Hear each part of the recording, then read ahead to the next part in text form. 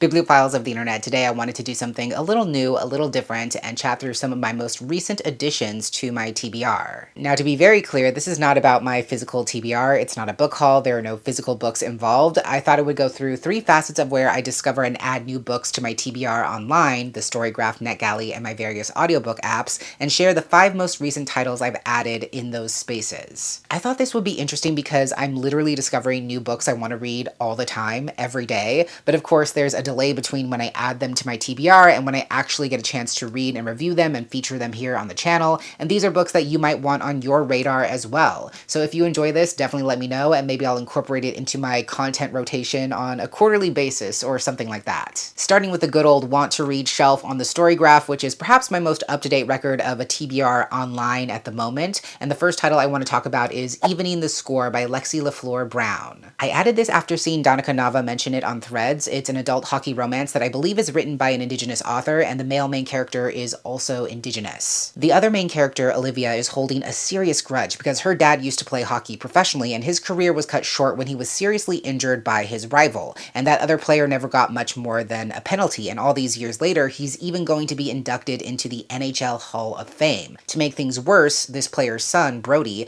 just got signed to play for a professional team called the Freeze. So Olivia comes up with this absolutely wild scheme to dismantle this other family's legacy by becoming the mascot for the Freeze as a way to spy on Brody, mess with his gameplay, and maybe even with his heart. Honestly, I'm not super drawn to hockey romances specifically, though I do love a good sports romance, but whenever I find a book that is challenging or disrupting the overwhelming whiteness of that particular subgenre, my ears do perk up a little bit and it does make me curious. On a very different note, I also recently added More Everything Forever, AI Overlords, Space Empires, and Silicon Valley's Crusade to Control the Fate of Humanity by Adam Becker. As with most of the tech-related nonfiction that's made its way onto my TBR, I heard about this from Nathan at Schizophrenic Reads. It's a nonfiction book exploring how tech billionaires have decided that it's their job to determine what the future of humankind looks like, and they believe that the only viable future is one driven by their often untested, unchecked, superpowered technological advancements. And from what I understand, this book is exposing how these grandiose attempts at developing space colonies and forging a world that relegates every decision to artificial intelligence are really nothing more than attempts to seize power to further the colonial and imperial project and to legitimize harmful and racist pseudoscience. Listen, any book that tears down the tech bros and undercuts the disturbing fantasies running rampant in Silicon Valley is a book I want to read. It sounds like there's a lot here to unpack, but I'm very interested to see what this science journalist has to say. I was personally offended that I had seen no marketing and no promotion for this next book. I just happened to randomly stumble upon it myself, but obviously I had to add Yoon-Ha Lee's 2026 release, Code and Codex. I almost don't need to know a single thing about this to want to read it, but from what I understand, this book is described as a swashbuckling space opera. It's set in this galactic republic known as the Sensorit, where only the republic's lingua rubra, which has reality-altering properties,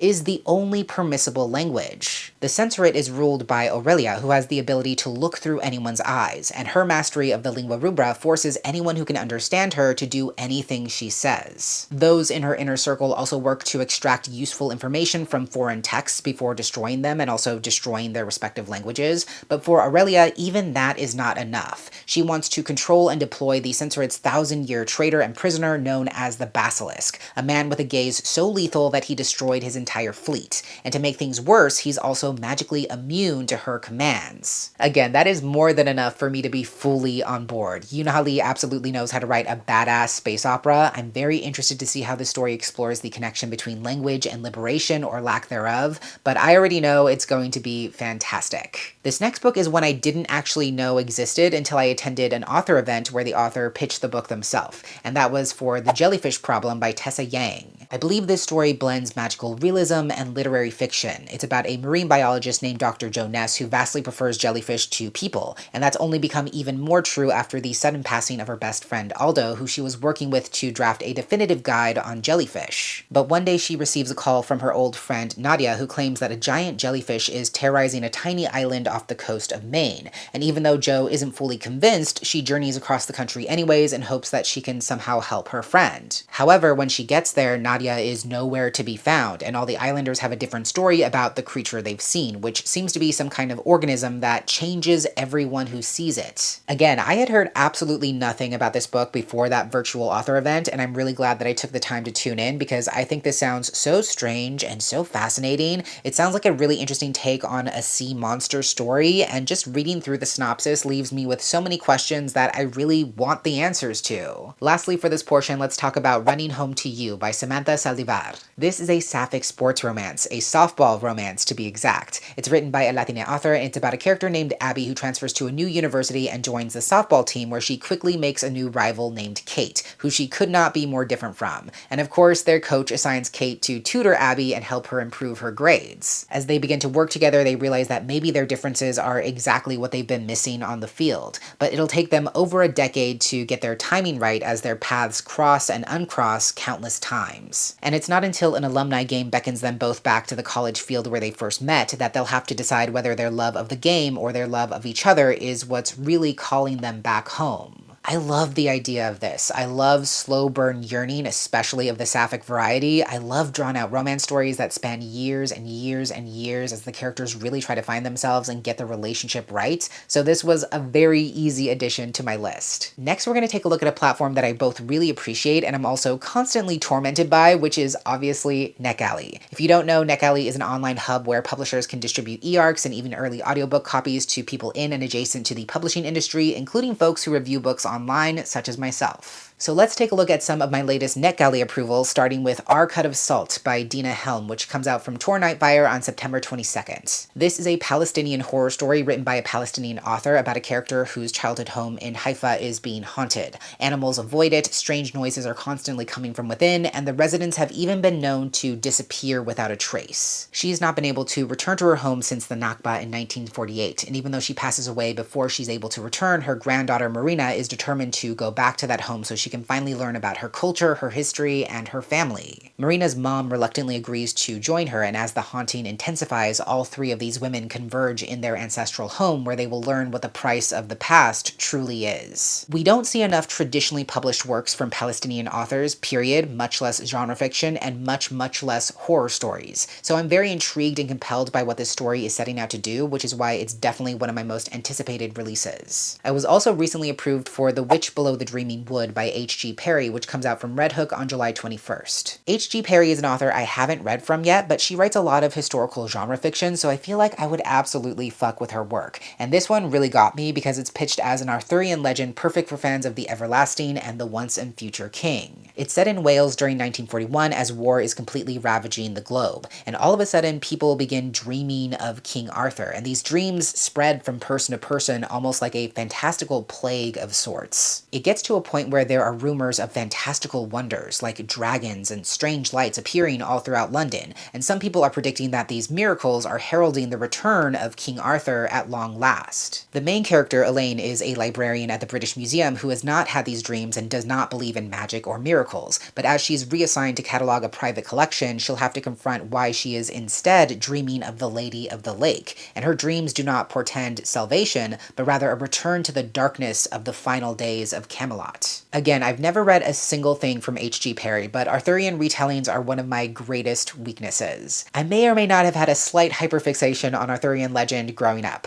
but this seems like a really interesting take on that kind of history while also being set during a time period that we don't often see Arthurian stories taking place. So for better or worse, I'm on the hook. I was also really glad to see that I was approved for Julian Winter's next YA novel, which is called Find My Way Down to You, coming out from Penguin Teen on August 4th. This is not only Julian Winter's return to YA after a few years of focusing on adult romance, but it's also his first attempt at writing a more fantastical story. It's pitched as a queer YA take on Hadestown and follows a character named August, who is trying to figure out how to go on with life after the sudden death of his boyfriend left him devastated and lost. Years after that incident, August somehow mistakenly stumbles into the underworld itself, and he realizes that he has the rare opportunity to track down his lost love. He is guided through the underworld by Carrie, the smoldering farrier of souls, but the longer he spends down below, the more he begins to question his own intentions. Is he there to reunite with his soulmate, or is he somehow becoming desperately drawn to Carrie himself? This is another case where I almost don't even need to know that much about the story to want to read it. If Julian writes it, I will be reading it, and there's a very good chance that it could become a new favorite. This next title is one that I wished for on NetGalley, which is something I don't often do because it's exceedingly rare for publishers to actually look at those wishes and grant those wishes. But thankfully, I was approved for Your Boyfriend Needs an Exorcist by Justine Pacella Winans, which comes out from Bloomsbury on September 1st. This is a really cool-sounding, queer, and trans YA horror story about a 16-year-old ghost named Skylar who is dead, but that has not stopped her from developing a serious crush on the new kid, Ren, who just moved into the house that she haunts. But besides the obvious obstacle to their romantic bliss, Ren also has a boyfriend named Enzo, who kind of sucks. One day, Skylar accidentally possesses Enzo, which allows her to not only live out all her romantic fantasies with Ren, but also allows her to live in a differently gendered body and perhaps realize a few things about herself. But as if that weren't complicated enough, there's another evil spirit threatening to destroy Skylar's newfound happiness, as well as everyone and everything she loves. The premise of this story tickles my brain so much in the best possible way. I love this very queer, very trans twist on your typical possession story that promises to bring up so many interesting questions and moral quandaries. This book is by another author I haven't read from before, but I'm really excited to start with this. Another noteworthy approval I got was for a weird little book called Foundling Fathers by Meg Ellison, which comes out from Tachyon Publications on June 23rd. I think this is like a satirical blend of US history and futuristic sci-fi. It begins when a young man discovers a smartphone in a bathroom, which sounds completely innocuous, but the thing is that, at least for this young man, it's supposed to be the year 1750. In the modern day, there's this shadowy secret society of right-wing billionaires who are fed up with the US and their inability to run the country the way they want. So they've come up with a plan to clone the founding fathers, raise them in secret, and use them to restore America to its so-called former glory. The problem is these now young founding fathers are eager to stop living in secret. They want to know where they came from and what they were meant to do, which their keepers refuse to tell them.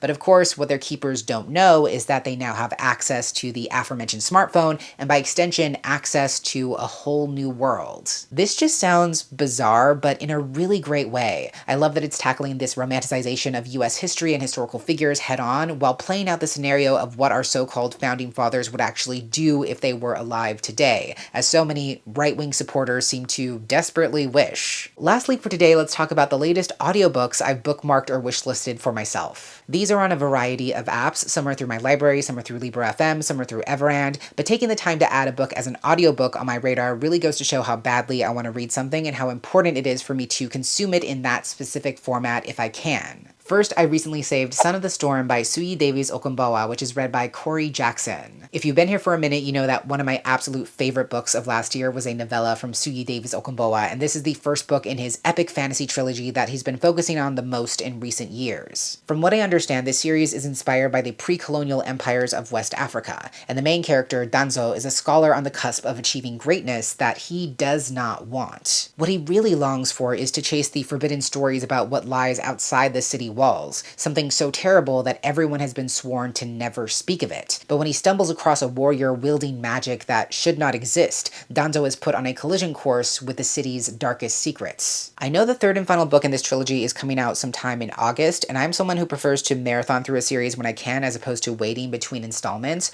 so I feel like if I time it right, I might be able to marathon through all 3 books. The next audiobook I saved was Copper Script by KJ Charles, which is read by Cornell Collins. As is typical from KJ Charles, this is a queer historical fiction novel about Detective Sergeant Aaron Fowler, who encounters a graphologist who can somehow read people's character and even actions just from their handwriting, with near impossible accuracy. So naturally, Detective Fowler is determined to figure out the trick behind this ability, even if it means spending more time with the intriguing, flirtatious graphologist Joel than feels strictly safe. But when Joel looks at a powerful man's handwriting and sees a murder, both detective and graphologist are plunged into a dangerous and perhaps even deadly plot. KJ Charles is an author I need to read so much more from. I've read a little bit of her work, but not nearly enough, especially considering that she is writing amazing books left and right that fit into exactly my niche. I love a good historical murder mystery, especially one with an underlying queer romance, so I think I'm going to really enjoy this when I finally get around to it. This next audiobook is one I hadn't heard of before listening to a sample of of it, and the narrator's performance is actually what really sold me on it. That would be How Not to Conjure a Boyfriend by Jordan Green, read by Mark Sanderlin. This seems like a really fun, zany, magical, queer YA romance about a teenager who's visiting their comatose crush at the hospital after the aforementioned crush took a pretty nasty fall after slipping on a wet floor at the main character's workplace. And because the main character is at his bedside, a nurse mistakes them for their crush's boyfriend and tells the entire family that they're dating when they're actually not. But of course, because it's a delicate situation, the main character can't find it in their heart to set the record straight.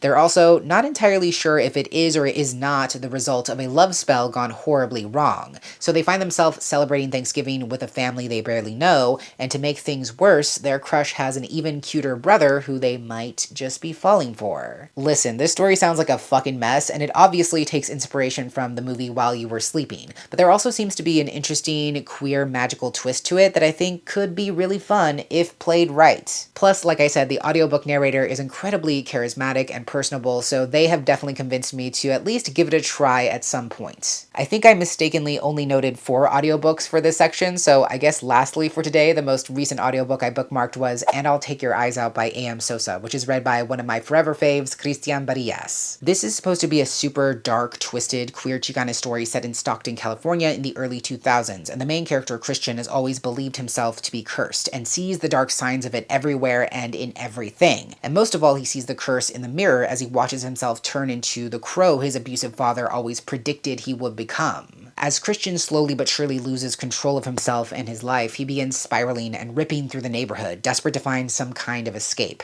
But even when he leaves, the curse follows, and he begins to wonder whether he is condemned to replicate his father's violence. This is one of those cases where I already wanted to read this book because of its premise, because it's written by a queer and trans Latina author who's doing some really interesting things and exploring cycles of violence in a captivating, disturbing way. But then to look up the audiobook and find out that Christian Barillas is the voice of the story is what sealed the deal for me 100%. So there you have it. Those are the latest additions to my never-ending TBR, at least as of filming this. If you want me to share even more videos like this in the future, definitely let me know, or feel free to share what you've added to your own TBR lately and where you heard about it. Thank you so much for watching. I hope you enjoyed, and until next time, educate yourself, be kind to yourself, take care of yourself and others, and I will catch you on the flip side of the page. Bye!